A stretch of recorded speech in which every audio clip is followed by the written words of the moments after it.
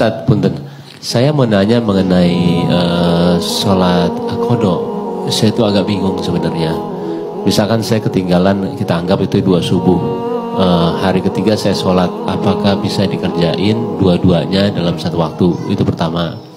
Yang kedua, ketika kita beranggapan sholat subuh ketinggalan, nah itu kita mendingan, misalnya kita, saya bangun jam 8, saya lebih baik sholat besoknya atau saya sholat subuh jam 8? Baik. Ya, itu aja. Terima kasih. Kasus kedua itu terjadi bahkan di lingkungan Nabi, gitu. Dan kesiangan Nabi. Ya, tapi hikmahnya kata para ulama, mudah bagi Allah menjadikan Nabi tepat pada waktu dia bangun dan sholat. Tapi ditetapkan, diizinkan oleh Allah siang itu bangun untuk menjadi petunjuk bagi umatnya yang kesiangan bangunnya.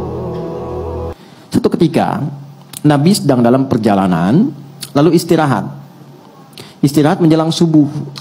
Ya, biasa rutin tahajud, biasa diperintahkan kepada Bilal bin Rabah radhiyallahu taala anhu, Bilal, kamu jaga. Kata Bilal, ya Rasulullah, saya ikut tidur aja, nanti saya bangun pas subuh azan. Kamu jaga, kamu lelah. Enggak ya Rasulullah, saya siap, katanya. Tidur akhirnya. Begitu bangun terasa sinar matahari sudah kuat. Ya. Nabi bangun kan, celaka kamu Bilal, katanya. Bilangnya jaga, tapi ketiduran, ya kan?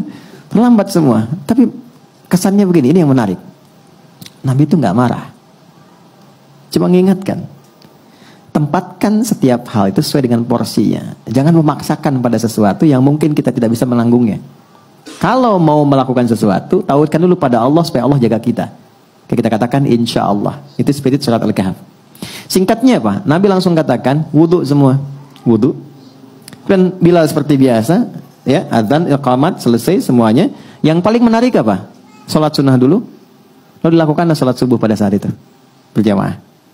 Itu adalah jawaban terbaik yang memberikan cara. Komentar ulama hadis ketika melihat hadis itu, ini sebetulnya hikmah yang Allah berikan kepada umat Nabi Muhammad ketika mereka kesiangan dalam bangun tidurnya sehingga terlewatlah subuh tidak pada waktunya. Muncullah hadis Nabi, orang yang tertidur itu maka sholatnya pada saat bangunnya.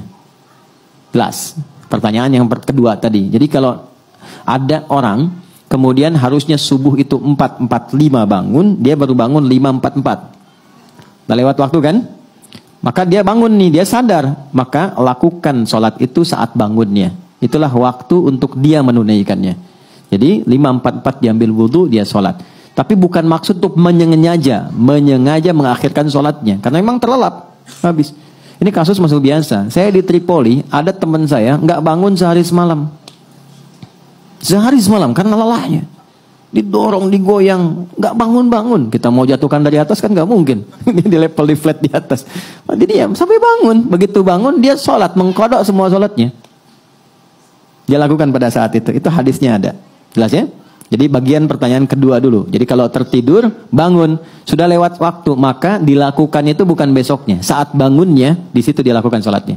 Sekalipun dia bangun di waktu zuhur misalnya. Maka dia sholat subuh dulu untuk mengganti yang sebelumnya, baru masuk ke zuhur. Jelas? Oke. Pertanyaan balik ke yang pertama. Bagaimana kemudian kalau ada rasa kesadaran mendalam? Setelah kemudian terikat dengan situasi dunia, ada getaran kepada jiwa untuk kembali memperbaiki. Pertama syukuri dulu. Syukuri, karena itu mahal. Apa yang harus kita syukuri? Pembuktian keadilan Allah yang selalu memberi kesempatan pada setiap hamba dengan hidayah sampai nyawanya tiba di ujung kerongkongannya. Jadi nggak ada satupun hamba yang hidup yang nggak dapat hidayah, itu nggak ada.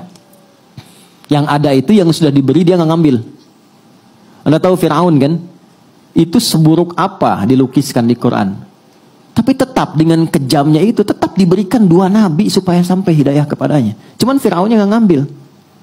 Nah, siapa yang mengundang Anda untuk hadir di sini? Anda bisa punya pilihan, Anda punya pekerjaan yang lain, aktivitas, bisa mungkin lakukan ini dan itu. Tapi siapa yang bisa menggerakkan hati Anda?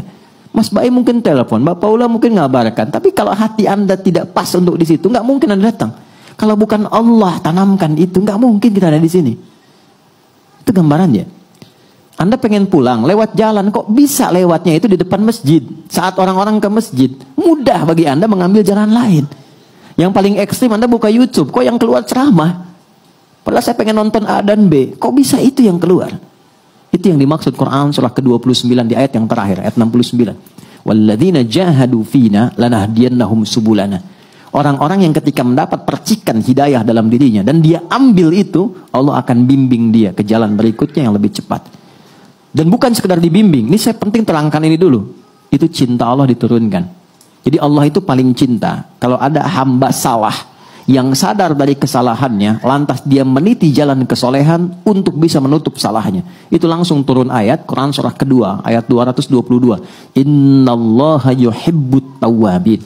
Allah sangat cinta jika ada hamba yang belajar dari salah untuk menjadi soleh.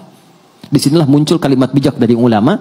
Allah lebih mencintai orang salah, ya, pelaku maksiat yang gemar bertobat dibandingkan orang soleh yang tidak pernah merasa salah. Nah, maka di titik itu penting kita menata. Apa nih salahnya? Tadi sholat. Oke, kita merasa sholat banyak tertinggal. Sekarang pengen kembali, pengen ditutup. Bagaimana caranya? Ulama ngasih solusi. Maka dikiaskan, dianalogikan dengan orang tidur tadi. Tapi udah panjang, walaupun bukan Ashabul Kahfi. Maka bagaimana caranya? Dekatkan pada waktu-waktunya. Ini rumusnya, nomor telepon menuju kepada Allah 24434. Subuh, duhur, asar, maghrib, isya. Oke? Saya nggak tahu udah terlewat berapa lama dulu. Sulit menghitungnya. Gampangnya gini, subuh begitu sudah dikerjakan, niatkan qadha, berikutnya sholat lagi, niatkan untuk yang sebelumnya. Jelas? Dekatkan dengan waktunya. Itu untuk pertanyaan yang pertama tadi. Sholat dulu sesuai dengan waktu 2 rakaat. Setelah itu bangkit salat lagi 2 rakaat untuk nutup yang sebelumnya. Dah. Zuhur 4 rakaat salat. Setelah itu dekatkan untuk nutup yang sebelumnya. Jelas? Baik. Kapan ini dikerjakan? Sederhananya yang gampang. Kalau kita sedang dalam suasana jamaah, supaya tidak menarik perhatian dan salah persepsi, salah duga, dan timbul hal yang baru yang tidak seharusnya muncul, 2 caranya. 1, ketika adzan berkumandang kan ada space salat sunnah kan? Kerjakan sholat sunnahnya. Yang pertamanya kerjakan, kemudian di situ kita bisa niatkan untuk menutup yang sebelumnya, baru ikut jamaah. Atau ikut jamaah di sini, ketika pulang dari rumah sholat lagi untuk tutup yang sebelumnya. Dan orang rumah, kalau ada salah satu di rumah yang mengerjakan itu dan dia memang menjelaskan untuk menutup yang lama, banggalah. Jangan eksplorasi kekurangannya, tapi berbahagialah karena Allah sedang merubah jalan hidup di keluarga itu menjadi lebih baik. Ya, jadi ketika Allah sudah kirimkan dia untuk menutup yang lalu, Anda tidak ditugaskan untuk mengoreknya kembali. Jangan gali, jangan sudutkan, tapi motivasikan.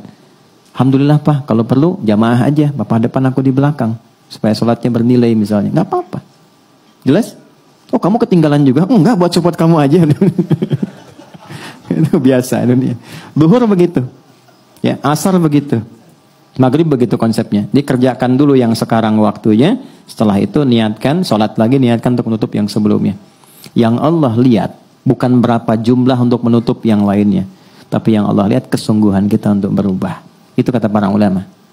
Ya, ada imam berpendapat bahwa ya kalau sudah lupa berapa, itu kita nggak perlu mengkodok kembali. Cukup perbanyak amal soleh yang beriringan dengan itu. Misalnya sholat sunnahnya, kalau di harta tambah sedekahnya, malam tahajudnya. Itu pendapat saja. Tapi Imam Syafi'i dan beberapa yang lain untuk memudahkan, silahkan niatkan qadha. Karena prinsip jawabannya itu sama, menunjukkan kesungguhan untuk berubah. Itu poinnya. Jelas ya?